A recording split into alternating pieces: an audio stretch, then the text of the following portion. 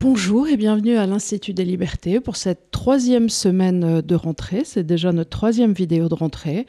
Ça y est, on a perdu tout notre bronzage. C'est l'enfer. J'en avais pas beaucoup. J'évite le soleil. Voilà. Et il s'est passé un événement quand même fort important pour nous tous. C'est que Charles nous a passé un autre anniversaire. 82 balais. Et voilà. Et on a Quelle reçu horreur. des très gentils petits cadeaux, dont des magnifiques petits cigares en chocolat de la part de Jean-Marie. Et papa était très content. Hein, t'étais très content.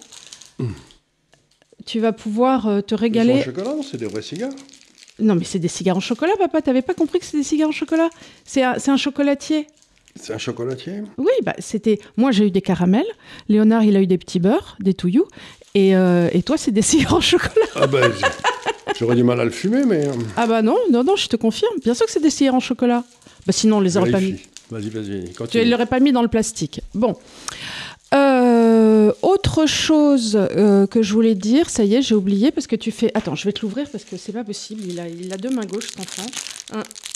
Je vais vous dire, Charles, vous lui donnez 3 boules, il en perd une, et il casse les 2 autres. Tu vois que c'est un cigare en chocolat? En effet. Ah, ces enfants.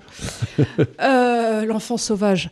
Bref, donc tout ça s'est bien passé. Je crois que vous avez bien suivi, étant donné les questions, ce qui se passait dans le nouveau livre et pour les mondes de demain. Aujourd'hui, donc, on va faire une émission de questions, ce dont on vous avait parlé avant. Et avant ça, j'ai une première question qui n'est pas une question d'internaute, mais une question qui a été posée hier, puisque c'est en différé cette émission, par Sapir, qui dit chez Toxin de Clémence Soudiakova, et avant que tu ne répondes, j'aurai un truc à dire entre-temps, je cite « Je suis très étonné que Charles Gave oublie qu'il existe toute une série de quasi-banques liées aux banques officielles qui empruntent auprès de ces institutions pour acheter des titres que celles-ci ne peuvent pas acquérir directement. » On parlait à l'époque effectivement de la dette française et du fait que la note ait été dégradée. Oui. Et lui disait, en fait, il demeure toujours une appétence sur les marchés. Du reste, même les taux ont baissé. Alors, je voudrais juste dire que c'est fort dommage. On avait convié à la sortie de son livre Jacques Sapir, je crois que c'était en mars dernier. Hein. Oui. Et puis, on l'a attendu, on était là avec Jérémy, et puis apparemment, il y avait eu un problème. C'était Pierre-Yves Rougeron qui avait organisé. Et puis, finalement, ça ne s'est pas fait parce qu'il y avait eu un souci. Enfin, voilà. Donc, ces questions auraient pu être résolues face à face et on aurait pu faire un débat sympathique, mais voilà. Donc, écoute, qu'est-ce que tu as à répondre à cela ? Écoutez, Enfin, tu es au courant que ces banques existent. Tu ne te réveilles pas pour savoir comment la saucisse est faite. comment la société est faite, mais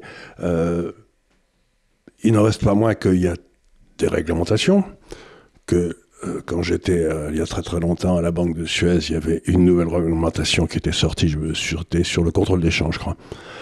Et qu'ils ont réuni les gens les plus intelligents de la banque, et ils m'avaient inclus dedans, je ne sais toujours pas pourquoi, et pour essayer de savoir comment tourner la réglementation dès le premier jour. Oui. Donc, il y a des façons de tourner la réglementation. Contourner. De contourner. Oui.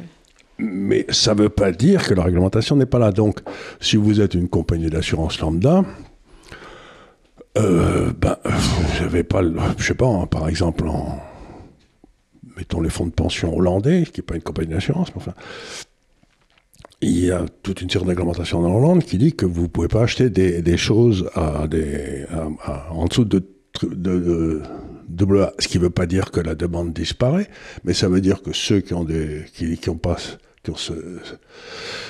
cette obligation ne peuvent pas avoir d'obligation de AA. En fait, ce que c'est de vous dire Charles, c'est qu'il y a 2 choses qu'il ne faut pas confondre.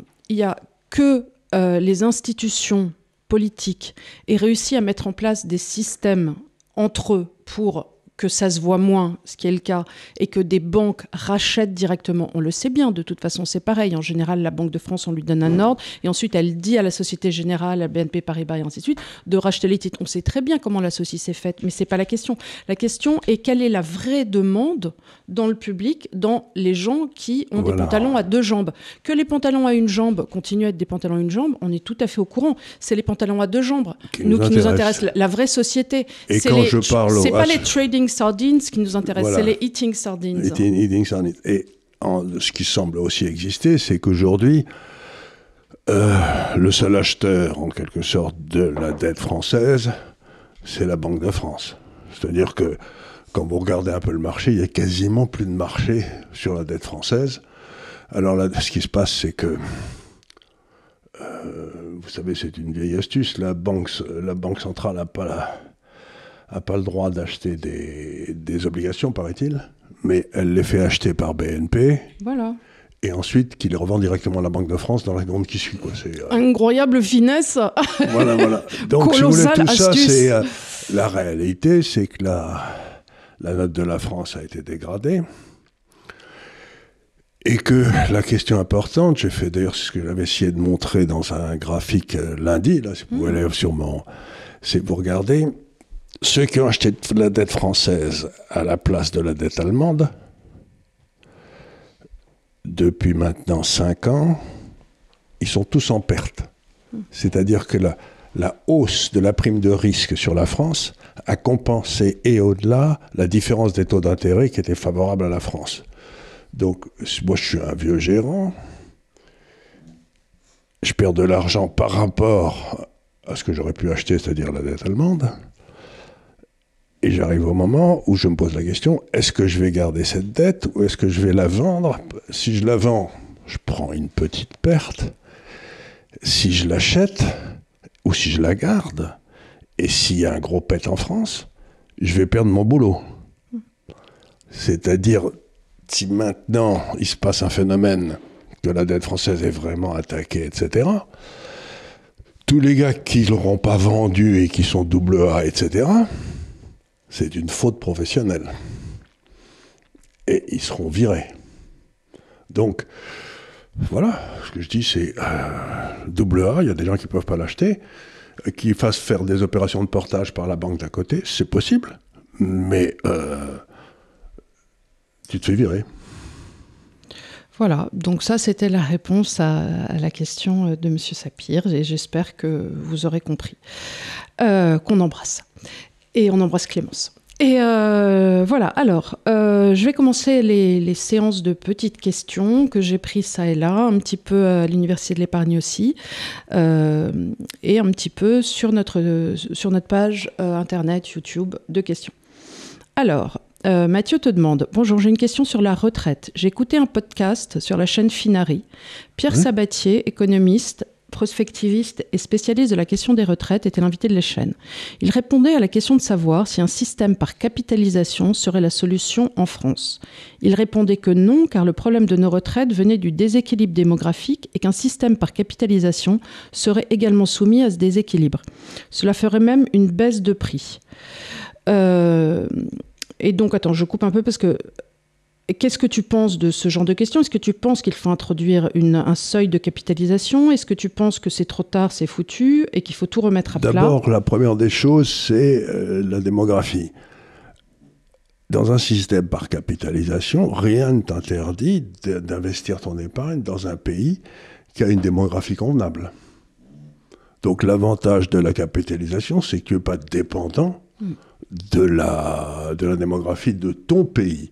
Donc, M. Sabatier semble penser que les systèmes de retraite en France doivent avoir 100% d'actifs français, ce qui est une erreur conceptuelle considérable. Par exemple, le système suédois, que je connais bien, puisqu'on a plein de clients en Suède et que je les connais depuis toujours, le système ils doivent avoir 10% de leurs actions en Suède, et pourtant c'est un excellent marché. Et le reste, ils doivent les avoir aux États-Unis et partout. Mais c'est toujours l'idée d'un fonds de pension, c'est de mettre l'argent là où la rentabilité du capital investi sera la plus forte. Bon, pour ça, ils font appel à des gens dont c'est le métier, de regarder au travers le monde où est la meilleure rentabilité du capital investi. Et bien évidemment, je connais les Français... Ajusté pour le risque. Voilà, ajusté pour les Français vont dire il faut flécher l'épargne et il faut qu'on garde cette épargne en France. Mais ma foi, si notre rentabilité sur place ici pour faire des boutons de culotte est de 0,2, vous pensez bien qu'on serait bien mieux dans un pays qui va vous donner une rentabilité de 20%. Voilà. Et c'est exactement ça. Donc l'argument de la démographique est un argument non recevable, sauf si on empêche les Français, dans leur fonds de pension, d'acheter des actions à l'extérieur. Donc ça me paraît un raisonnement un petit peu limité. Voilà. Et on aimerait, nous, en tant que libéraux, effectivement, que les gens fassent ce qu'ils veulent de leur fric. Et le mieux, ce serait encore de permettre littéralement l'établissement de fonds de pension, si j'ose dire, individuels, de façon à ce que chacun puisse gérer son épargne en fonction de ce qu'il pense lui, et non pas de ce que pense le gouvernement. Donc c'est bien pour ça qu'on a créé l'unité de l'épargne, c'est pour vous aider à faire votre propre fonds de pension. Voilà, avec des copains. Alors, tu as Roberto qui te pose la question suivante. Bonjour la communauté et bonne rentrée à tous. Je suis en plus convaincu que l'Italie pourrait être une belle solution d'investissement dans le cas d'un éclatement de la zone euro ou de sortie de l'Italie pour ceux qui habitent pas trop loin. Ma question est la suivante. Faut-il y investir avant ou après une éventuelle sortie de l'euro ? Avant, c'est prendre le risque d'être pressé par une bureaucratie bruxelloise pour le temps indéfini et bénéficier de prix attractifs malgré tout. Après, c'est faire le pari d'une dévaluation pour gagner encore plus, mais les opportunités risquent d'être plus rares. Alors, c'est une question qui est très intéressante. L'Italie va mieux. C'est tout à fait exact. Et vous prenez par exemple, prenons l'exemple de la France et de l'Italie. Le gérant qui a acheté de la dette italienne a touché plus que celui qui a touché de la dette française ou de la dette allemande. Et en plus, comme la prime de risque a baissé sur l'Italie depuis 3-4 ans, a gagné aussi une espèce de gain capital, tu vois ce que je veux dire. Donc il a touché plus en rendement, et il est probable, comme il y a toujours une différence positive avec l'Allemagne, d'à peu près 80 points, que ça va continuer. Donc l'avantage de la dette italienne, c'est que vous vous dites, si on ne sort pas de l'euro, je gagne 80 points de base de plus, et peut-être un peu plus parce que j'aurais touché plus. Et si on sort de l'euro, l'Italie, avec un excédent de ses comptes courants qui est assez considérable, et en même temps un surplus primaire de son budget, c'est-à-dire qu'il paye, le budget est dans bon état. Avoir de la dette italienne, c'est beaucoup mieux que d'avoir la dette française. Ça fait un petit moment qu'on le dit, il n'y a rien de nouveau. Mais ce qui m'embête en Italie, si vous voulez acheter des actions, c'est qu'il n'y a pas grand-chose à acheter. Il y a les banques, oui. Il y a une ou deux compagnies d'assurance, mais il y a, si vous voulez, autrefois il y avait Fiat, mais enfin ça n'existe plus, c'est Stellantis. Et donc l'avantage de l'Italie, c'est cet immense tissu de sociétés industrielles de taille moyenne qu'il y a dans le nord de l'Italie. L'inconvénient, c'est qu'elles ne sont pas cotées. Voilà. Donc la difficulté, c'est comment tu mets en pratique, j'achète des actions italiennes, mais qu'est-ce que tu fais ? Où tu les trouves ? C'est ça le vrai en France, l'avantage, contrairement à notre dette est dégueulasse, mais vous avez 10 grandes multinationales qui sont incroyablement bien gérées et où vous pouvez vous coller. Donc, ils n'ont pas d'air liquide italien. Ils n'ont pas d'air liquide italien, ils n'ont pas de Schneider, ils n'ont pas de... Donc, si quelqu'un veut rester en Europe, la solution, c'est peut-être d'avoir... Allez, je dis un petit peu de dette italienne, elle est comme ça. Mmh. Et puis, les grandes sociétés multinationales françaises, ça lui fait un portefeuille qui n'est pas trop mal. D'accord, intéressant. Voilà. Alors, tu as Isaac qui te pose la question suivante. Merci, bonjour pour votre fabuleux travail. Vous nous avez expliqué à maintes reprises que la valeur de l'or ne montait pas, que son prix lui est monté parce que la valeur de la monnaie de mesure baisse. Baisse, oui. Pourquoi donc la remontée récente depuis Trump de l'euro n'a pas freiné la montée du métal jaune ?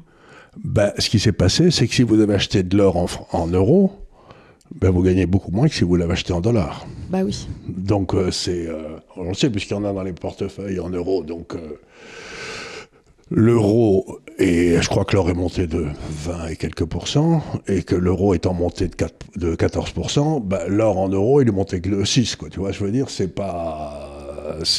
décevant, c'est par rapport... Donc, oui, c'est comme ça, Mais je vais vous donner un autre exemple qui m'intéresse, c'est que vous dites l'or, c'est un actif à duration très très longue, tu vois, oui, parce que oui. Ça va durer toujours, c'est même l'idée. Et tu achètes donc, tu regardes en Chine, ils ont une obligation à 30 ans, en renminbi. En renminbi, oui. Et depuis 2012, 2013, 2014, tu regardes, qu'est-ce qui a fait mieux, l'obligation à 30 ans chinoise ou l'or ? Ça fait pareil. C'est-à-dire que par rapport à une obligation de bonne qualité qui était la Chine, l'or, il n'est pas monté. Tu vois ce que je veux dire? C'est quand même intéressant. Ça veut dire que ce qui s'est passé, c'est que nos obligations ont baissé, mais pas les obligations chinoises qu'on a recommandées pendant très longtemps. Donc, voilà, l'or, c'est un peu le juge de paix du système. Ça te dit, est-ce que la monnaie est gérée contre le rentier? Oui. Si elle est gérée contre le rentier, c'est-à-dire les épargnants, à ce moment-là, il faut avoir de l'or. Mais si elle n'est pas gérée contre le rentier, si j'ose dire, pour un Chinois, avoir des obligations longues ou avoir de l'or, ça a été kiff-kiff. C'est rigolo, quoi. Oui, c'est une bonne façon d'évaluer aussi les obligations d'un pays, parce que leur rentabilité face à l'or, et je pense que... Et même les actions. Et même les actions, oui, bien sûr. Mais... je pense que l'action, comme il y a un côté dividende réinvesti et un aspect spéculatif que je ne donne pas à l'or. Dans les obligations, il n'y a pas de possibilité de croissance. Tu gardes ton... Mais ce que j'attribue à l'or aussi, c'est-à-dire moi je mettrais instinctivement une obligation dans le même sorte de référentiel que l'or, c'est-à-dire j'attends... Réserve de valeur. Réserve de valeur, j'attends passivement, je suis serein avec ça et je spile un petit peu, mais avec des actions. Mais voilà. Je ne spile pas avec des obligations ou de l'or, c'est juste instinctivement. Et ce qui se passe, alors c'est un autre concept, mais dont on a souvent parlé aussi, mais qui est un peu plus compliqué, c'est le concept d'antifragilité. C'est-à-dire que quand les marchés des actions se pètent la gueule vraiment, l'or monte. C'est-à-dire que l'antifragilité, c'est quand même la volatilité d'un actif, la variation du prix tous les jours, se met à monter, en principe il baisse, c'est les actions. Mais l'or, quand la volatilité du prix de l'or se met à s'agiter, il monte. Ouais. Donc ça veut dire que quand la volatilité arrive dans les marchés des actions, ce qu'on n'a pas eu depuis un certain temps, en principe l'or monte et les actions baissent. Tu vois, et autrefois, le 10 ans américain, qui était l'actif antifragile, faisait la même chose. Que l'or. Et puis maintenant, il baisse. Donc ça veut dire alors que le 10 ans chinois monte. Donc ça veut dire que l'antifragilité est passée de les États-Unis à la Chine. C'est vachement intéressant ça. Ouais. Bon. Alors, une question un peu plus structurelle sur la France. Bonjour l'idéal, avez-vous déjà réfléchi à partir de quand serait-il légitime que le peuple puisse se ressaisir de la violence légitime, quitte à dégrader les institutions symboles de tyrannie ? Comme au Népal et comme les Hauts-Dagan, tout cramé pour repartir sur des basses scènes. Oui. Parce qu'après l'élection présidentielle de 2027, il n'y a toujours pas de Frexit en vue, ça commence à faire long. Donc là, on n'est plus dans une question institutionnelle, là, je te sors de la finance. C'est la... On en parlait, pas plus tard que dimanche, avec les enfants, sur réfléchir à un ordre inique. Et quand est-ce qu'on s'oppose ? C'est une question à laquelle Thomas d'Aquin a longuement réfléchi. À quel moment il est légitime de tuer un tyran ? Et donc ça pose la question de l'opposition entre la légalité et la légitimité. Vous savez, c'est deux notions importantes de sciences politiques. La légalité, c'est vous respectez la Constitution, donc il n'y a rien à dire. Circuler, il n'y a rien à voir. La légitimité, c'est à partir du moment où une grande majorité de gens sont pas contents, se révoltent. Normalement, un homme comme De Gaulle, par exemple, dès qu'il a eu l'impression qu'il avait perdu la légitimité, il est parti. Oui. Mais ensuite, Chirac a montré, ou même Mitterrand d'ailleurs, Mitterrand et Chirac ont montré que ce qui les intéressait, c'est de rester au pouvoir, et même si le peuple les avait désavoués, ils restaient tranquillement accrochés, quoi. Donc, et là, la réponse, j'hésite à le dire, mais viendra peut-être d'Angleterre, parce que je ne sais pas si vous avez vu l'énorme manifestation qui s'est passée à Londres, où il y a eu, on me dit qu'il y avait 100 000 personnes, il devait y en avoir 2 millions, je ne sais pas combien. C'était gigantesque. Donc le peuple anglais, qui a l'impression que maintenant son gouvernement travaille contre ses intérêts... Qui a l'impression, a raison. Parce qu'il a été prouvé qu'ils n'avaient pas mis en place le Brexit. Oui. C'est-à-dire, on dit l'Angleterre, le Brexit. Mais ils ont freiné dans les institutions. Ça a été amené jusque devant le roi, quand même, cette histoire. Oui. Et il a été prouvé qu'il y a eu collusion frauduleuse, véritablement, entre les institutions pour freiner en pratique mollement la mise en place du Brexit. L'Angleterre est toujours dans la Cour européenne des droits de l'homme, ce qui est quand même extraordinaire. Ce qui les empêche, du coup, de virer les immigrants. comme il devrait le faire, parce que la Cour européenne des droits de l'homme considère que virer des immigrants, c'est pas bien. Mais je vais dire qu'ils en ont rien à foutre. Et donc, ils sont obligés de les loger à grands frais dans des hôtels qui coûtent cher, c'est ça, à l'origine, qui a mis le feu aux poudres. Et tous leurs systèmes sociaux sautent, parce que c'est donné gratuit. La NHS, c'est... Donc, grosso modo, ça veut dire, oui, il y a un moment où le peuple a le droit... presque le devoir de se révolter, et logiquement, ça se passe par des manifestations qui se passent dans la rue en bon ordre. Donc, à un moment, l'Angleterre va se poser la question. La raison pour laquelle Starmer est au pouvoir, c'est le système électoral anglais. Je m'explique, c'est qu'il y avait 3 partis qui se sont présentés, donc le parti de Nigel Farage, les conservateurs et le parti travailliste. Et c'est un système uninominal majoritaire à un tour. C'est-à-dire que si vous avez le Parti travailliste, il a fait à peu près 35% des voix, ou 40%, il était à peu près en tête partout, donc il a eu 420 députés. Mais il n'a fait que 40% des voix, parce que les 2 autres partis conservateurs, ils faisaient 60%. Et donc, ça donne à ce parti une majorité absolument écrasante au Parlement, mais qui ne correspond absolument pas à la réalité du pays. Donc là, on est dans un cas... Le système anglais uninominal majoritaire à un tour fonctionne si vous avez seulement 2 partis, mais sinon, il arrive à des résultats très bizarres, quoi. Et donc, on est à des résultats très bizarres. Donc, la question que doit se poser le roi, c'est que je crois qu'il y a une très très vieille loi qui lui permet de dissoudre le Parlement tout seul. Évidemment, il va avoir du mal à la mettre en... Mais aujourd'hui, c'est de la responsabilité du roi Charles, quoi. On va voir ce que ça va donner. Les travaillistes vont probablement virer Starmer, j'imagine, et essayer de mettre un... Qui est une gigantesque couille molle. Non, surtout qu'il est un gros menteur et un gros traître. On l'a vu, il a complètement, c'est lui qui est à l'origine, a étouffé cette histoire de grooming gang, dont vous avez forcément entendu parler. L'histoire de viol collectif. De viol collectif de très jeunes filles par des gangs de Pakistanais. Et c'était connu. Moi, je le lisais à l'époque dans le Daily Mail il y a une dizaine d'années. Et c'était sorti et ça a été volontairement étouffé par lui en justice. Qui était le plus haut magistrat. Voilà.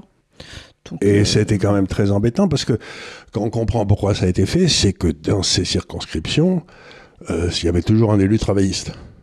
Donc c'était mettre en cause les Pakistanais, c'était mettre en cause la représentation. Il y a même eu des bordereaux, enfin des choses qui disaient on veut conserver une cohésion sociale et donc ils demandaient aux magistrats. Et ils ont fait passer des lois aussi maintenant en Angleterre qui sont tout à fait extraordinaires, qui sont attentatoires au droit commun.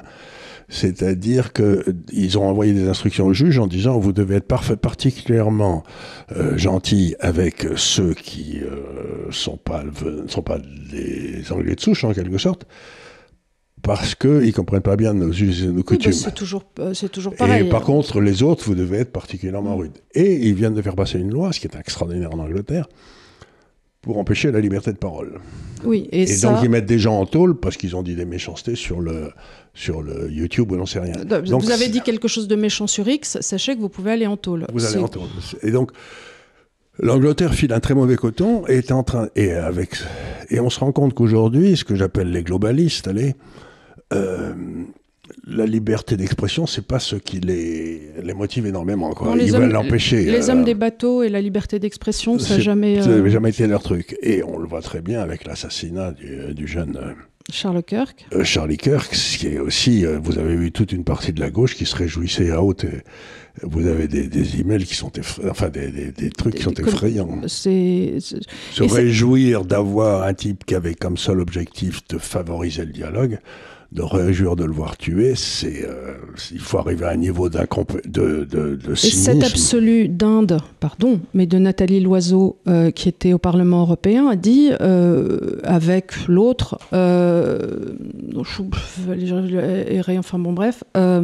oui, cet homme était un raciste notoire, il était contre l'avortement, et ainsi de suite. Il était hors de question de faire une minute de silence pour quelqu'un qui avait ses valeurs. Mais ce que cette dinde ne comprend pas, c'est qu'encore une fois, quand un opposant politique qui est en pleine fonction, c'est-à-dire il était dans un campus, et ça, il n'a jamais fait que ça, il parlait avec des mots. Nulle part, vous n'avez le droit, le pouvoir ou le devoir de tuer quelqu'un pour ses mots. Si ces mots vous Et quand il gênent, dit qu'elle est raciste, vous avez deux choix, partir ou parler. Mais en aucun cas, lui tirer dessus. Et ce que demandait le Parlement européen pour moi, ce n'était pas de consacrer l'homme, c'était de consacrer l'atteinte qui était faite à la liberté d'expression. Et ça, nous devons tous, à chaque fois, nous lever. Moi, je vais vous dire demain, quelqu'un tuerait Jean-Luc Mélenchon d'une balle dans la tête, je serai la première à être dans la rue pour protester, bien que tout ce qu'ils disent me révolte. Mais on ne tue pas les gens pour les mots qu'ils disent. C'est simplement ça dans une démocratie raison, normale. Mais en plus, l'histoire de racisme, je vais vous raconter ça parce que ça montre à quel point ces gens-là sont de mauvaise foi. C'est que... donc, Charlie Kirk était tout à fait contre ce qu'il s'appelle la discrimination positive, d'ailleurs qui a été condamnée par la Cour suprême aux États-Unis il y a quelques années. C'est-à-dire que les grandes universités devaient avoir un quota de noirs, etc. Et ce que disait Charlie Kirk, il prenait l'exemple en disant « Prenez un pilote d'avion. S'il n'y a pas de discrimination positive, si le type devient pilote au mérite, tout le monde, que ce pilote soit noir ou blanc, vous vous en foutez. Vous prenez l'avion, vous n'y pensez pas. Mais s'il y a une discrimination positive et que vous avez que 10% des pilotes sont arrivés là, non pas parce qu'ils étaient compétents, mais parce qu'ils étaient noirs, à ce moment-là, est-ce que vous mettez votre famille dans l'avion ? Et ils ont enlevé tout le début du raisonnement. Ils ont dit si... Ils n'ont pas parlé de la discrimination positive. Si votre pilote est noir, à ce moment-là, vous n'y allez pas. Et ils disent, vous voyez, c'est un gros raciste. Mais vous voyez, la mauvaise foi de ces gens, ça dépasse l'entendement. C'est-à-dire qu'en effet, est-ce que vous vous confierez un chirurgien qui est passé par la discrimination positive ? Mais tu sais, c'était exactement pareil, la même chose qui m'est arrivée sur Twitter, et je m'étais retrouvée devant le procureur de la République et convoquée par la brigade qui est dédiée aux violences en ligne. Parce qu'il y avait eu un article pendant l'été, il y a 6-7 ans, qui disait il y a trop de blancs dans l'intelligence artificielle. Oui. Et j'avais répondu, mais enfin, vous ne pouvez pas tourner un article comme ça. À ce compte-là, vous pourriez dire qu'il y a trop de noirs dans la course à pied 200 mètres. Et quand ils avaient monté leur truc, c'était juste pour dire, vous ne pouvez pas... Aujourd'hui, bien sûr, il y a trop de blancs dans l'intelligence artificielle. Pourquoi ? Parce que les universités sont... D'abord, premièrement... Il y a un paquet d'Indiens. Il y a un paquet d'Indiens, c'est pas vrai. Mais tu vois, comme c'est pas des Noirs, on dit pas. Oui. Tu vois ? C'est, en gros, ce qu'ils veulent dire, il n'y a pas assez de Noirs dans l'intelligence artificielle. Mais pourquoi ? Parce qu'il n'y a pas assez d'universités en Afrique et que du coup, il n'y a pas assez de mathématiciens et que du coup, il n'y a pas assez de... Tu vois, c'est des chaînes de causalité. Et ça ne veut pas dire que les Noirs ne seraient pas compétents pour faire des mathématiques. Ça veut juste dire qu'aujourd'hui, dans le développement des pays, et je pense que j'apprends rien à personne, les grandes universités africaines, il n'y en a pas beaucoup. Donc, il n'y a pas forcément beaucoup de mathématiciens noirs. Mais en même temps, c'est de dire aussi, il est vrai que en finale des Jeux Olympiques, sur le 100 mètres, il n'y a pas de blanc, quoi. Et c'est ce que de dire l'argument qu'utilisait Charlie Kirk, qui disait, écoutez, dans le basket professionnel aux États-Unis,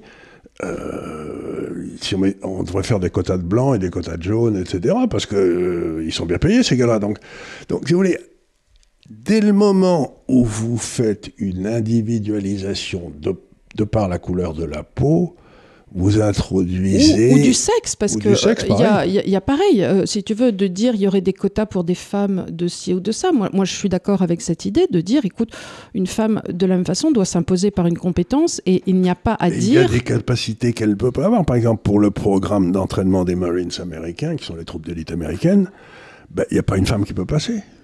Parce qu'on n'a pas la même force du haut du corps. On verra quand il faudra porter quelque chose de lourd. Quoi. Donc, il y a des réalités biologiques, quoi. Il y a des réalités physiques, il y a tout ça. Donc, la meilleure façon de traiter ces problèmes, c'est de ne pas les traiter. C'est-à-dire que si le programme nécessaire pour être un soldat d'élite requiert d'être un homme, c'est bien triste, ma pauvre dame, mais si par hasard il y a une femme qui y arrive, tant mieux. Mais... c'est pas du gouvernement de savoir, il faut pas qu'il y ait... j'ai vu, il y avait un truc qui m'a fait pleurer aussi, c'est que le Parti communiste français a été condamné parce qu'il avait mis trop de femmes. Mais ça dépasse l'entendement, quoi. Et tu dois mettre des candidats qui sont compétents, mais qu'est-ce que t'en as à foutre que ce soit la moitié des femmes ? Et non, mais je suis d'accord. Et surtout, c'est des citoyens. Donc, des citoyens se présentent à un poste, ils sont élus, ils ne sont pas élus. En principe, on s'en fout que ce soit des femmes ou des hommes. Et la beauté de notre société, c'est la loi est indifférente au sexe, à la couleur de la peau, etc. Elle s'applique également à tout le monde. Mais s'il y a des gens qui commencent à faire des différences, la société, à ce moment-là, se casse en petits morceaux. Oui, bien sûr, et on arrive à un communautarisme. On arrive à des communautarismes. Après, on va revendiquer, j'ai un tiers de sang Cheyenne, j'ai un quart de... C'est comme la femme aux États-Unis qui est rentrée au Sénat en disant qu'elle avait des origines indiennes, ce qui n'était pas vrai du tout. Elle n'avait pas une goutte de sang indien, mais ça lui a permis de rentrer à Harvard et ensuite d'être élue. Mais ça permet donc à des incompétents... Enfin, oui, ça permet à des incompétents d'arriver à des postes où ils ne devraient jamais arriver, quoi. Alors, pour ceux que ça intéresse, je ne saurais trop recommander de lire les livres de Sowell, Thomas Sowell, qui est un grand économiste. Il aurait dû avoir le prix Nobel 10 fois, mais qu'il n'a pas eu, parce qu'il est noir. Il n'a pas eu le prix Nobel parce qu'il était noir, mais parce qu'il disait du mal de toutes ces tentatives. Oui, mais bien sûr. Mais on a présenté un livre de Sowell, deux livres de Sowell en mai, où il expliquait véritablement pourquoi ces discriminations positives avaient fait même du mal aux États-Unis, à la structure de la famille. Et aux Noirs. Et aux Noirs, bien sûr. Ça avait détruit la famille noire. Donc tout ça, si vous voulez, c'est encore une fois, méfiez-vous de ce qui est des recommandations faites par les politiques qui sont fondées sur l'envie. Si vous avez un homme politique, j'ai vu Mélenchon par exemple qui disait la semaine dernière, si Monsieur Arnaud a gagné beaucoup d'argent, c'est qu'il l'a pris aux autres. C'est faux. Monsieur Arnaud a créé de la valeur et il l'a pris à personne. C'est-à-dire Monsieur Mélenchon n'a jamais créé de valeur de toute sa vie. Mais ça n'a pas empêché d'être bien payé et d'avoir un appartement à Paris et d'avoir une fortune personnelle qui est loin d'être négligeable. Donc, l'idée qu'un chef d'entreprise, c'est exactement comme de dire que Picasso crée de la valeur. La vieille blague, c'était que Picasso était invité il avait été dans un restaurant un jour, et le type lui avait demandé il s'était donné un papier, il avait fait un truc il avait dessiné pour des copains un truc sur et le gars, est-ce que vous pourriez le signer? Et Picasso a répondu, non, jeune homme, parce que si je le signais, je pourrais acheter le restaurant avec. Il avait créé de la valeur. Ouais. Il n'avait pas piqué à quelqu'un. Monsieur Mélenchon ne comprend rien, mais je crois que c'est bien pire que ça. Monsieur Mélenchon comprend, mais pense que les autres ne comprennent pas, donc il faut faire appel à leur haine et à leur envie. Donc la gauche porte en elle la racine du péché essentiel qui est l'envie. L'envie, c'est le péché du diable, et c'est le seul péché qui n'est pas de satisfaction objective. Les 6 autres grands péchés, tu peux bouffer trop, tu peux courir des filles comme un fou, mais l'envie, tu restes toujours haineux. Et pour moi, c'est M. Mélenchon, c'est la haine. C'est la haine. Alors, tu as Christophe Picard qui a 2 petites questions pour toi concernant la France. Nous sommes en train d'aider par des subventions diverses mais très importantes le groupe ArcelorMittal à restructurer les usines du groupe en France. Se moquant de la parole donnée, le PDG semble vouloir transférer les compétences en Inde et abandonner les sites. Quel devrait être le rôle de l'État pour vous? Aider et sauver l'ex-fleuron mondial de l'acier pour maintenir nos souverainetés ou laisser faire le libre jeu du marché sans aucune aide publique? C'est une bonne question. L'Angleterre a décidé, il n'y a plus d'industrie sidérurgique. Ils ont tout fermé. Et ça pose en effet une question essentielle, c'est que par exemple, on a décidé de se réarmer. Tu sais, il faut refaire, etc. Mais comment tu fais des tanks si tu n'as pas d'industrie sidérurgique? Mais après, si on doit remettre toute la chaîne, après... c'est ça, mais c'est un vrai problème. Et à ça... je répondrai, moi, que si on avait géré convenablement les relations internationales depuis que le mur de Berlin est tombé, on n'aurait pas besoin de se réarmer. Ouais, c'est sûr. C'est-à-dire qu'ils font n'importe quoi. Ils veulent absolument nous convaincre qu'on va avoir une guerre avec la Russie. Donc il faut faire des tanks, il faut faire je sais pas quoi. Et mais ce qu'il y a d'extraordinaire, c'est que le conflit russo-ukrainien, les tanks qui jouent aucun rôle, c'est les drones qui jouent le rôle. Oui. Donc ce qu'il faut, c'est ne pas sauver ArcelorMittal, qui crève depuis 50 ans. Ça fait 50 ans que j'entends ça. Ça s'appelait Usinor autrefois. Hein. Ça fait 50 ans que ça crève. Et peut-être lancer une opération dans le cadre de l'armée de fabrication de drones. Ce serait peut-être beaucoup plus intelligent. Puisque ce dont on a besoin, c'est des drones, c'est pas des tanks. Et avec plus de valeur ajoutée. Avec plus de valeur ajoutée. En plus, on a plein d'ingénieurs. Hein. Bah, tu sais qu'on dominait les drones il y a 10 ou 15 ans, ouais, et puis on s'est laissé complètement dépasser parce qu'on a trouvé que c'était pas intéressant. Il faut se méfier des militaires, parce que les militaires, ils vont toujours vouloir un tank Leclerc qui vaut, je sais pas combien, 500 millions d'euros, et qui est un très bon tank, mais en même temps, si vous voyez, il est détruit en 5 minutes par un drone qui vaut 20 000 euros. Donc, c'est pas très intelligent. Je voyais un reportage là d'un drone qui avait fait des dégâts et ainsi de suite, et le présentateur disait ça vaut 11 000 euros. Voilà, ça vaut 11 000 euros. Ouais. C'est ce qui s'est passé pendant cette guerre. On s'est rendu compte d'un seul coup. Ton frère a écrit beaucoup de papiers là-dessus d'ailleurs. On s'est rendu compte que ça changeait complètement la donne militaire. Parce que non seulement les drones te flinguent, enfin ils flinguent les tanks, etc. Ça c'est bien. Mais en plus, comme ils volent, il y en a partout, tu les vois pas. Il fait froid dans la neige. T'es quelque part en Ukraine. Tu sors pour aller pisser. Il te voit, il te suit, et ensuite il détruit l'endroit où tu es. Tu vois ce que je veux dire ? C'est-à-dire que c'est... non seulement ils tuent, mais ils espionnent. C'est... Alors, tu as Élie qui te pose la question, Saliba, qui te pose la question suivante. J'ai une question un peu théorique. Comment fait-on et peut-on faire la différence entre une fuite devant la monnaie et une bulle classique ? Je pense notamment au marché des actions américaines. J'ai lu quelqu'un défendre que les surévaluations folles de certaines valeurs pourraient être dues à la même logique qu'acheter Air Liquide et Schneider, au moins il vous aura quelque chose à la fin. C'est pas complètement faux. Et alors là, il faut faire un petit pas en arrière. Vous avez, encore une fois, deux sortes de valeurs. Hein. Vous avez ce que j'appelle les valeurs schumpeteriennes, c'est-à-dire l'invention. Et quelque part, les États-Unis ont été à l'origine de la plupart des inventions dans les 50 dernières années. Donc, tu as un portefeuille, tu es un gérant normal, tu veux avoir une partie de ton portefeuille en valeur d'invention. À ce moment-là, tu es obligé d'aller aux États-Unis. Mais ce que j'aime avec Schneider et Air Liquide, etc., c'est que ce n'est pas des valeurs d'invention, c'est des valeurs, dans le fond, qui font très très bien un produit dont tout le monde a besoin, mais qui existe. Donc ils vont faire des améliorations, ils vont faire des petites inventions. Ça, c'est ce que j'appelle des valeurs ricardiennes. Vous savez, le meilleur usage du capital.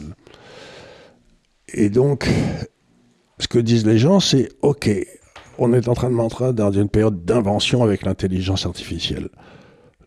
Ce que je vais faire, c'est qu'il y en a 4 ou 5 qui sont là. Je vais toutes les acheter en partant du principe qu'il y en a une qui va, comme très souvent dans la technologie, qui va l'emporter complètement. Tu sais, the winner takes all. Le gagnant prend tout. The winner takes it all. Voilà, le winner takes all. Alors, ce qui se dit, c'est d'accord, je vais perdre 4 sur 5, mais la 5e, elle va peut-être multiplier par 10, tu vois ce que je veux dire. Donc, c'est un pari statistique. Le danger, ce qu'on commence peut-être à voir apparaître, je ne sais pas, c'est que l'intelligence artificielle arrive et que personne gagne de l'argent avec, parce que c'est ça, aujourd'hui, il n'y a personne qui gagne de l'argent dans l'intelligence artificielle. Tout le monde a dépensé plein de pognon, et pour l'instant, tu as fourni des services gratuits avec ChatGPT ou j'en sais rien, c'est gratuit. Et puis ceux qui payent, mais ils payent pas grand-chose. Donc pour l'instant, personne n'a gagné d'argent. Tout le monde sait que c'est extrêmement important, mais personne n'a trouvé le modèle pour gagner du fric. Voilà, il y a plein de gens s'y sont mis en disant que quand il y aura le breakthrough, ils veulent être sur le marché et qu'à ce moment-là, ça sera catching. Voilà. Mais effectivement, c'est un peu une course pour aller sur la Lune aussi. C'est un peu une course pour l'instant. Ils investissent des centaines de milliards de dollars et si tu calcules... Ça bouffe énormément d'énergie. Ça bouffe énormément d'énergie, ça bouffe un pognon noir et pour l'instant, la rentabilité n'apparaît pas très... On voit bien qui va gagner dans le public, tu vois, mais on voit pas très bien la société cotée qui va vraiment en profiter, quoi. C'est exactement comme dans l'Internet, si tu veux, c'est que il y a en l'an 2000, hein, il y avait Cisco qui était ceux qui faisaient les réseaux et Intel qui faisait les puces. Qui était à des prix absolument extravagants. Et puis, c'est pas eux, tu vois, c'était pas eux qui ont gagné de l'argent, c'était d'autres gens qui ont gagné de l'argent. C'est Microsoft qui a gagné de l'argent.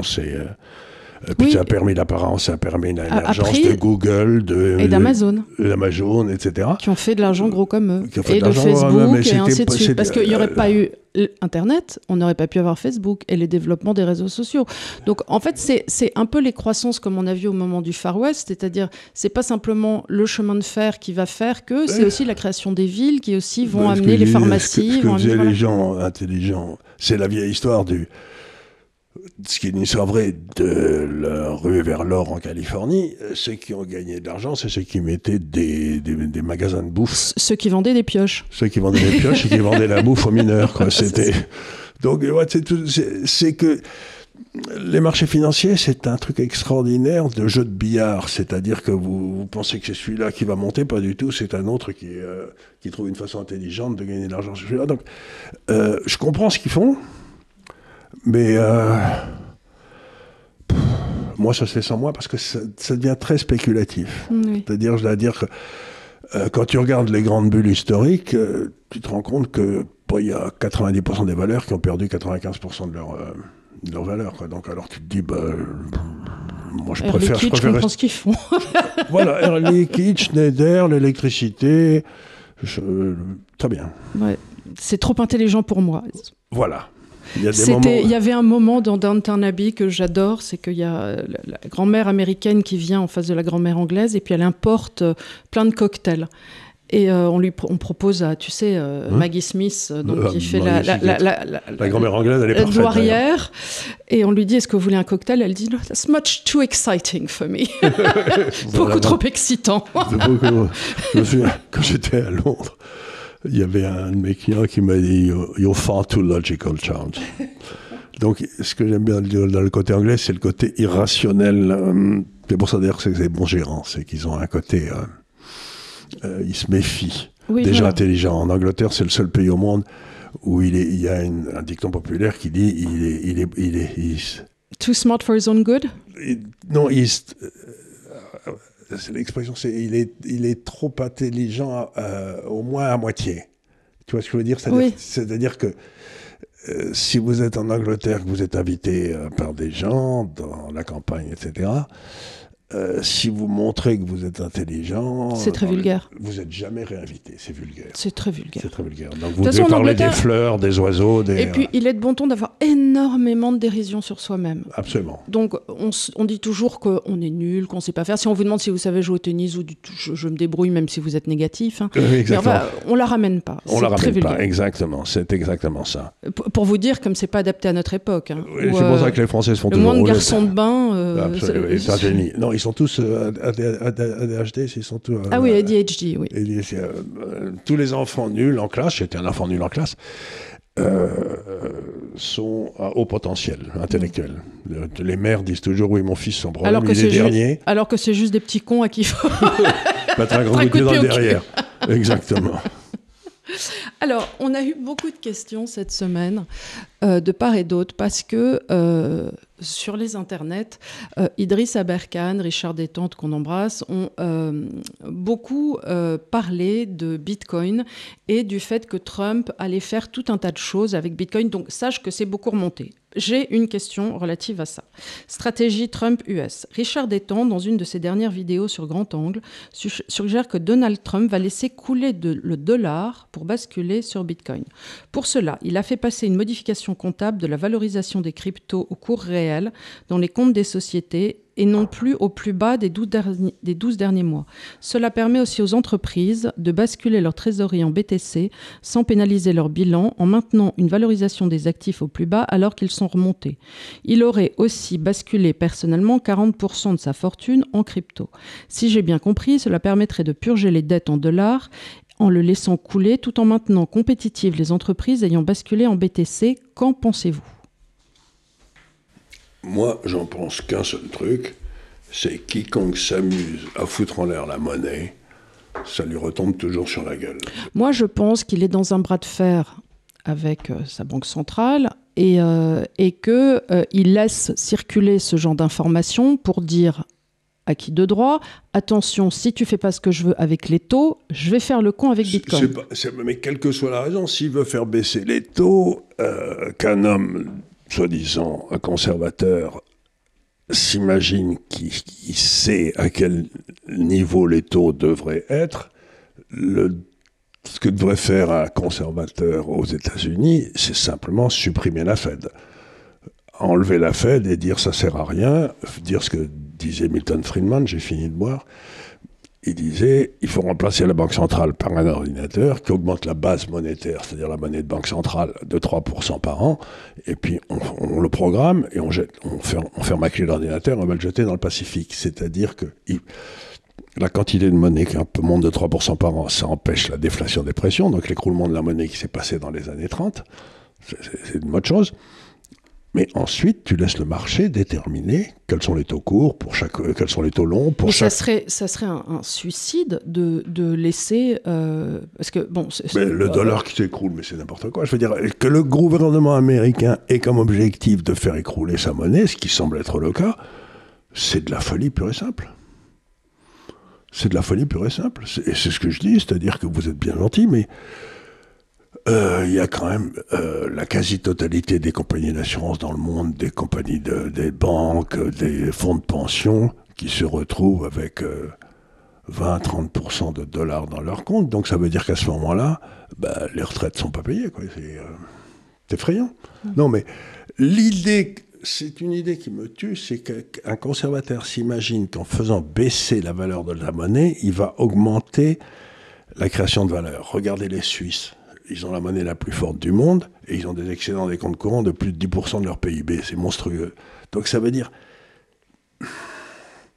Foutez bien la paix à la monnaie, quoi. Alors, tu as une question qui était... Parce que cette question t'a été posée sous différentes formes et donc un autre internaute qui est intervenu sur une autre question pose donc la question qui est la suivante. Un État peut-il détruire sa monnaie pour rembourser sa dette sans se détruire lui-même ? C'est une très bonne façon de le dire. La réponse est non. Il se détruit automatiquement. C'est le scorpion et la grenouille. C'est le scorpion Les deux vont couler. Les deux vont couler. Donc, l'idée que on peut...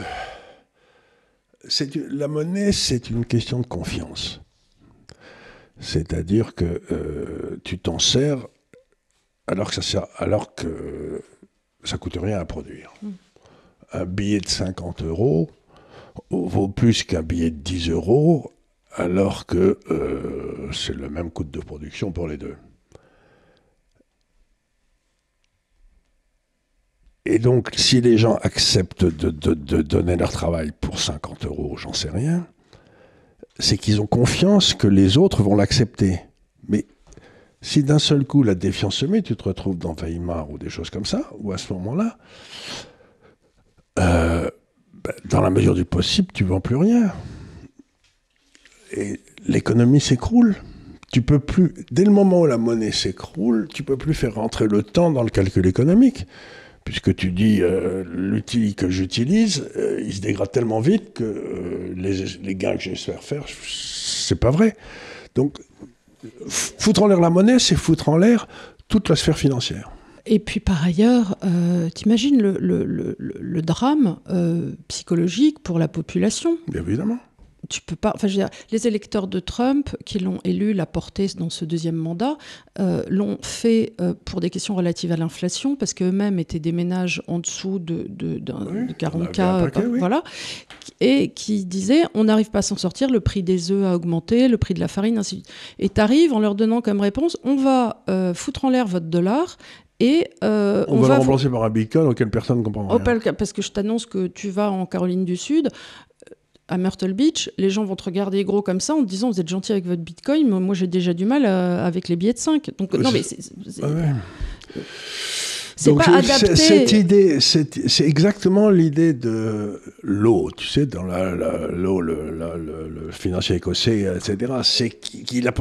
C'était le début, c'est-à-dire qu'il y a une espèce de confusion totale dans l'esprit des gens, la création de valeur et la création de monnaie. Si je crée, c'est ce que disait, je ne sais plus qui l'a dit, c'était très malin, c'était de dire, vous êtes en train de me dire que si je donne une agrégation de philosophie à tous les gars qui passent le bac, j'ai créé de l'intelligence.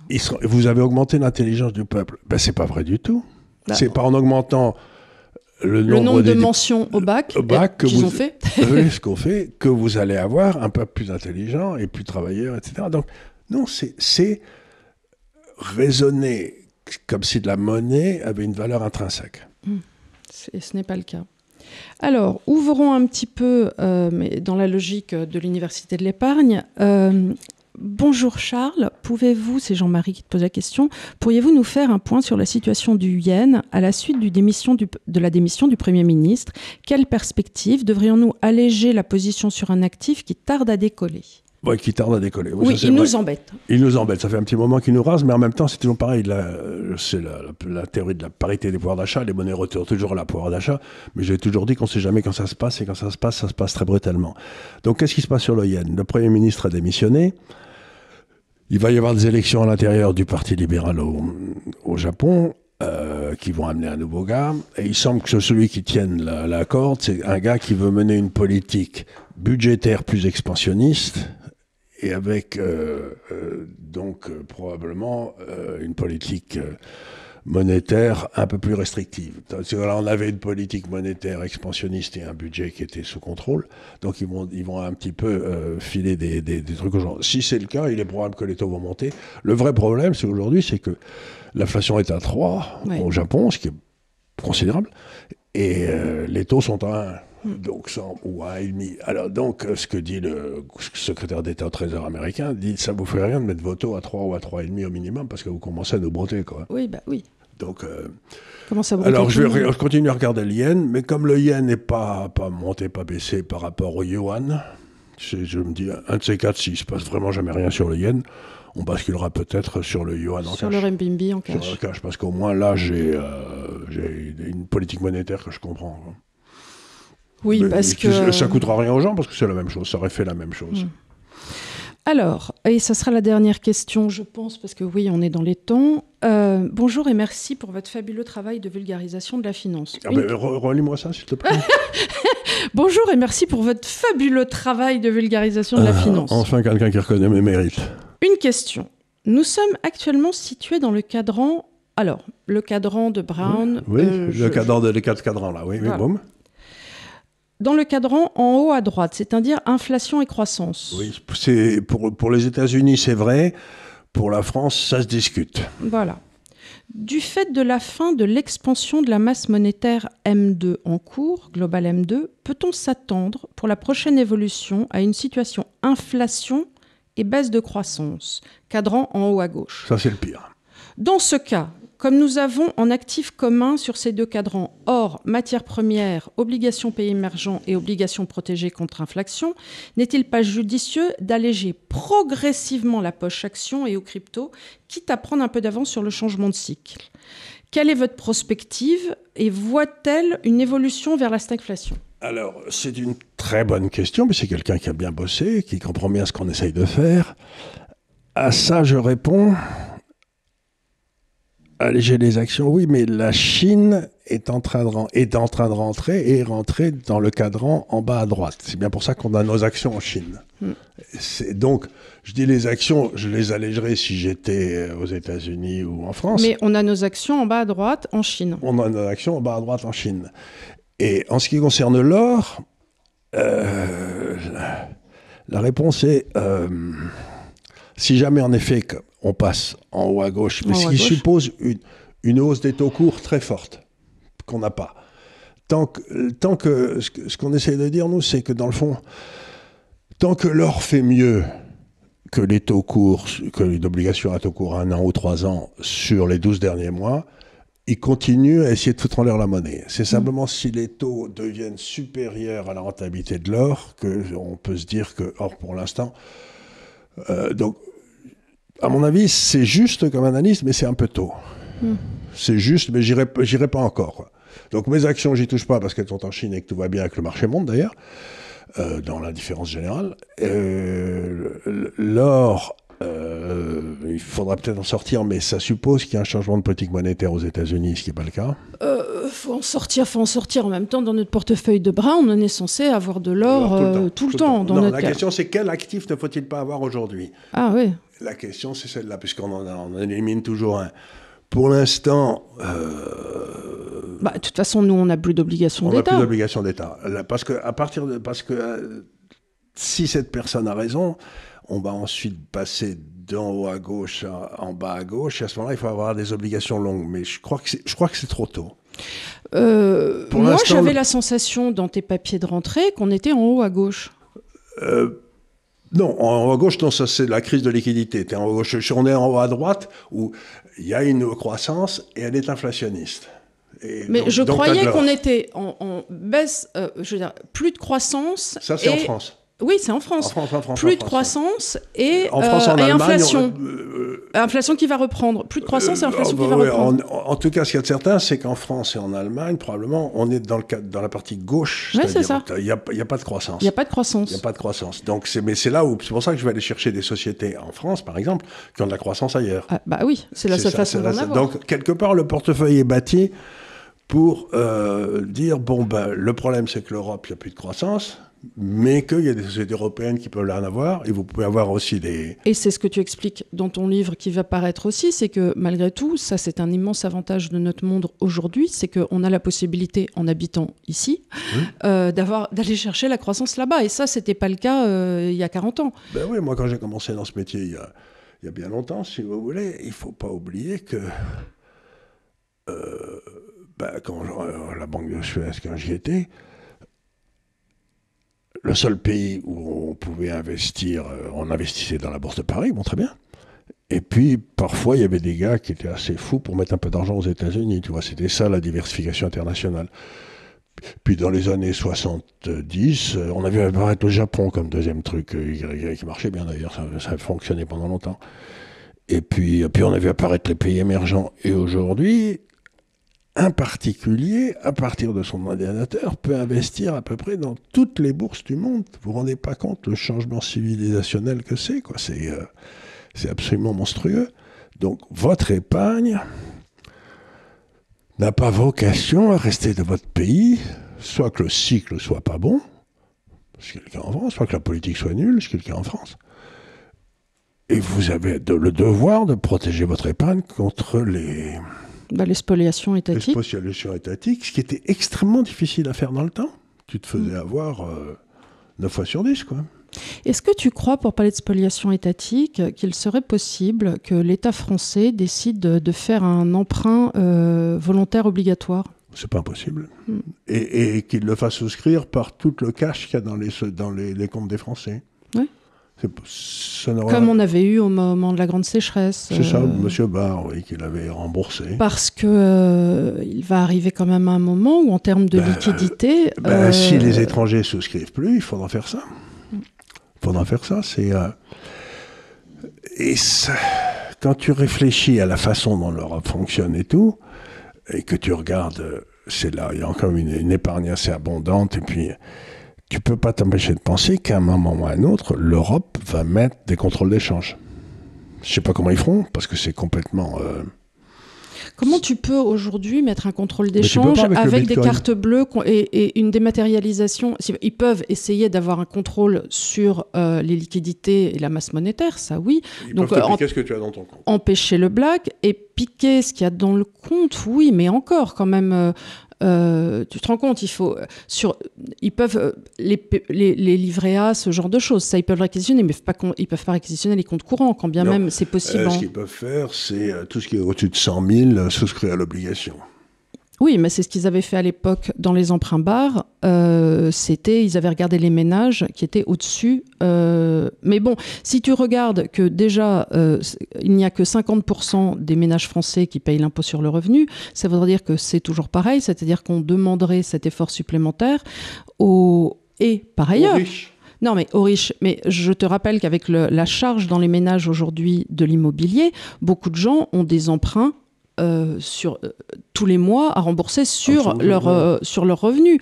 Donc cette captation, elle fait rigoler parce qu'en vrai, la plupart du temps, c'est comme quand ils disent en France, on épargne, il y a beaucoup d'épargne et il y a 2 fois le montant de la dette possible. Ouais. 6 000 milliards. Mais elle est utilisée. Hier, j'entendais Sébastien Chenu dire il faut ne pas laisser l'épargne qui dorme, l'épargne ne doit pas dormir, ainsi de suite. Mais qu'est-ce que vous imaginez au RN? Bien évidemment que l'épargne ne dort pas, les gens ne sont pas plus cons que mal habillés. Non, mais c'est pas ça, c'est si tu laisses de l'épargne dormir à ta banque, la banque, elle va prendre ton cash et l'investir. Oui, c'est bien. C'est pour ça que l'épargne, nulle part ne dort. Nulle part ne dort. C'est-à-dire que la rentabilité de l'épargne va plutôt à la banque qu'au particulier. À l'instant T. L'épargne, elle va prendre des 3 000 € que vous avez dans votre compte. La banque, elle va les prendre et elle va les mettre en obligation d'État ou j'en sais rien. Donc, il est déjà investi, cet argent. C'est-à-dire que la plupart de ces gars-là ne comprennent pas la notion de comptabilité en partie double, qui a quand même été inventée au XIIe siècle. Mais je crois que la comptabilité publique française est toujours faite en partie simple. C'est-à-dire qu'ils n'ont toujours pas, ça fait jamais que 8 siècles, qu'ils ne sont pas passés en partie double. Quoi. Et Jean-Philippe Tanguy nous a expliqué hier chez France Inter qu'il était normal d'avoir un impôt sur les plus aisés. Sur les plus aisés. Les plus aisés. Donc il faut rétablir l'ISF. Mon Dieu. Que veux-tu dire? S'imaginer. Il y a, ce que disait Churchill, il n'y a pas d'exemple dans l'histoire d'un pays qui soit enrichi en augmentant la taxation. Et moi, ma théorie que je vous soumets, c'est que je pense qu'il y a désormais deux familles au RN. C'est qu'il y a une famille plus libérale, on va dire, qui est celle de Bardella, qu'on a vue au MEDEF. Et il y a une partie très social-démocrate de gauche. Et surtout, qui refait l'erreur constante des Français, c'est-à-dire le problème de la technocratie française, c'est pas qu'ils se trompent, c'est qu'ils avaient des mauvais technocrates. Si moi, qui suis un bon technocrate, je suis au pouvoir, je prendrai les bonnes mesures. Oui, mais ce qu'ils comprennent pas, c'est que c'est la technocratie qui tue. C'est pas le bon ou le mauvais technocrate. Il n'y a pas de bon technocrate. Oui, mais si tu veux, c'est toujours pareil. Je ne vois pas pourquoi Sébastien Chenu, qui ne connaît pas à un instant T quels sont les différentes taux TVA en France, ou Jean-Philippe Tanguy, qui a travaillé 1 an et demi chez Alstom, saurait véritablement comment flécher l'épargne et comment refaire une relance gaullienne dans un cycle économique qui, par ailleurs, on l'a vu dans les cycles d'Aftalion, n'est plus à une époque de conquête comme on en pouvait avoir d'après-guerre, c'est-à-dire à un moment où il fallait bâtir des infrastructures. Mais qu'est-ce qu'on va bâtir comme infrastructure aujourd'hui? On va faire des autoroutes parallèles aux autoroutes qu'on a déjà, on va mettre des stades dans des villes qui n'en ont pas besoin, comme ils ont fait à Ramatuelle, là où je sais plus, enfin ton copain qui était à Saint-Rémy, où ils ont fait une piscine alors qu'ils n'en ont pas besoin parce que simplement ils avaient les fonds. Enfin, au bout d'un moment, on n'est pas obligé d'avoir des référentiels qui datent malgré tout d'il y a 50 ans et qui étaient dans une période de construction qui n'est plus la nôtre. Aujourd'hui, la période, si vous voulez avoir une rentabilité du capital investi, comme ce dont on parlait tout à l'heure, c'est connaître la rentabilité des choses. On pourrait avoir encore une rentabilité, mais c'est certainement pas sur des boutons de culotte qui, de toute façon, seront toujours mieux à faire en Chine parce qu'ils auront toujours un coût du travail. C'est trop cher en Chine, donc ils le font faire au Vietnam ou ils le font faire au Myanmar. Donc nous, on aurait une valeur ajoutée qui est sur des produits très spécifiques avec une immense valeur ajoutée de la connaissance, une économie de la connaissance, mais on ne peut plus faire un développement économique sur un travail manuel. On n'a pas assez de prospective. Et surtout que le travail manuel en question, il est beaucoup trop cher. Il est beaucoup trop cher. C'est bien pour ça que sur une usine de boutons de culotte, ne vous inquiétez pas qu'au Miraman, ça sera toujours moins cher que de le faire. Donc il y a cet aspect-là, mais il y a aussi l'aspect de l'augmentation du poids de l'État dans l'économie. C'est-à-dire qu'aujourd'hui, on est à près de 60% du poids de l'État dans l'économie. Ça veut dire que aujourd'hui le vrai problème c'est pas la création de richesse, c'est que la redistribution de la richesse qui a été créée par le secteur privé atteint maintenant des niveaux où ça ne paye plus pour celui qui travaille et qui crée de travailler et de créer en France. Donc le problème c'est que Bah oui, on a aujourd'hui un système de redistribution, mais qui tue le système de création de valeur. Et s'il n'y a pas de création de valeur, il n'y a pas grand-chose à redistribuer. En fait, on arrive toujours au même problème, c'est-à-dire que ces gens-là confondent la rentabilité du capital investi et la croissance des profits. Donc, ils regardent les dividendes donnés par les grandes sociétés ou les valorisations de LVMH, Air Liquide et ainsi de suite, et ils disent, regardez cette croissance des profits. Je dis, mais ça n'a rien à voir avec la rentabilité du capital investi sur le territoire. En France. En France, parce que cette croissance des profits, elle a été faite à l'étranger, les gens. Voilà. Donc, qu'elle soit rapatriée en France et que vous ayez des sociétés qui soient hyper valorisées, c'est pas pour ça que la richesse a été créée là-bas. Et la rentabilité du capital investi en France, elle est pourrie. Mais c'est pour ça qu'il n'y a pas d'usine en France. Voilà. C'est parce que la rentabilité du capital investi dans les usines n'existe pas. Voilà. Et donc, ça ne sert à rien d'aller expliquer aux gens que demain, on va mettre des usines partout et qu'on aurait une croissance des profits comme ils ont là-bas. Mais ils ont une croissance des profits parce que LVMH fait tous ses profits là-bas. La rentabilité ici, elle est mauvaise. Elle est mauvaise pourquoi ? Parce qu'on y revient. Le coût du travail, les 35 heures, une charge salariale trop lourde, une charge juridique beaucoup trop lourde, et le fait que, voilà, on ne peut pas sortir notre épingle du jeu. Et l'Europe qui rajoute des normes et l'incapacité d'avoir des sociétés qui fluident. Le coût de l'énergie. Le coût de l'énergie. Comment vous voulez ? Non, c'est pas possible. Donc, ces braves gens, on l'a bien vu au moment, il y a eu toute une série, l'ancien communiste là, qui était le président de la commission de finances à l'Assemblée nationale. Coquerel, il confond chiffre d'affaires, bénéfices et revenus. Mais même personnalité morale et personnalité physique. Au bout d'un moment, avec leur taxe Zuckman, tu leur dis, je suis désolé, il y a une telle chose que l'égalité de tous devant la loi. Et à un instant T, tu ne peux pas imposer quelqu'un sur un revenu. Ça a été jugé par le Conseil constitutionnel, mais un nombre incalculable de fois. Donc, ils ne se sont même pas posé la question.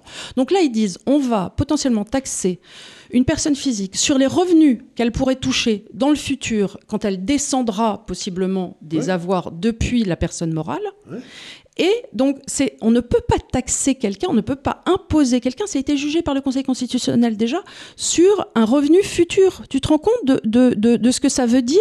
C'est-à-dire qu'on pourrait même, dans ces cas-là, dire, monsieur, vous détenez des actions Air Liquide, je vais prévoir que Air Liquide va vous donner X dividendes et je vais vous taxer sur ça pour le futur. Mais tu te rends compte de ce que ça ouvre intellectuellement comme perspective ? Il m'avait taxé sur la valeur locative que tu aurais pu tirer d'un bien, quand bien même il savait que tu ne l'avais pas loué, mais que tu aurais pu tirer de ce bien-là. J'ai été taxé là-dessus, oui. Parce qu'il n'y avait pas d'accord fiscal entre la France et Hong Kong. Voilà. Donc, on en revient toujours à la même chose, si vous voulez, c'est qu'un système fiscal doit être simple pour être compris par tout le monde et s'appliquer à tout le monde. Donc, ce qu'il faut faire en France, c'est supprimer les 370 impôts qui existent, les remplacer par un impôt sur le revenu de 25% que tout le monde paye. Mais surtout, et ça je voudrais le dire en tant que libéral, il y a une chose très importante, c'est réfléchir l'équité de l'impôt. Et quand on pense à l'équité de l'impôt, parce que cette histoire d'impôt sur le revenu, ainsi de suite, ça a été mis en place progressivement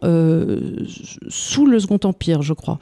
Mais avant ça, si tu veux, on avait décidé de mettre en commun des biens et on s'est dit, voilà, on va tous faire une petite quête et puis on va faire qui des écoles, qui des routes, qui des hôpitaux.